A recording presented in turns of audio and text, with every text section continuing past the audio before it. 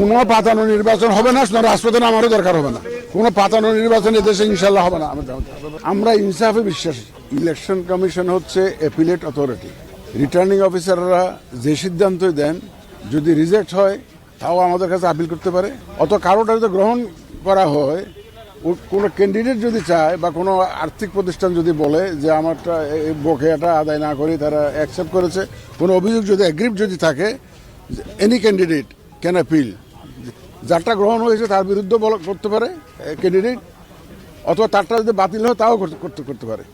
আমরা আইন অনুযায়ী একদম ইনশাল্লাহ দেখবেন আপনারা ন্যায় বিচার পাবে।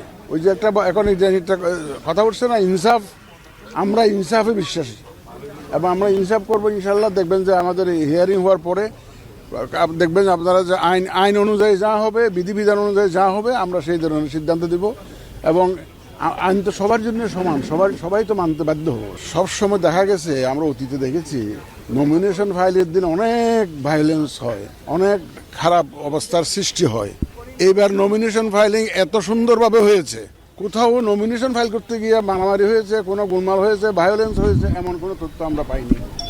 এটা একটা ভালো দিক। এবং এই যে এখানে যে আপিলে যে সবাই আসছে আমাদের এখানে, এটাও তো একটা বড় প্রমাণ যে মানুষ যে কত আগ্রহী ইলেকশন নির্বাচনের জন্য, কত আগ্রহী। এটাও একটা বড় প্রমাণ। নাহলে ওনারা দূর দূরান্ত থেকে এসে যে ওনাদের আপিল করতে আসতেন না আমাদের এখানে।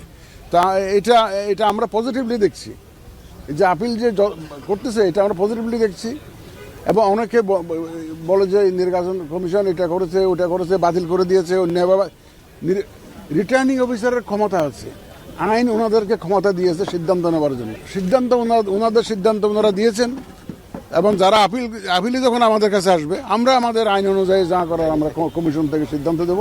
এবং একদম সম্পূর্ণ রকমভাবে ন্যায় বিচার আমরা করার সর্বোত্তম চেষ্টা আমরা করবো। এবং ন্যায় বিচারই হবে ইনশাল্লাহ আমাদের এখান থেকে।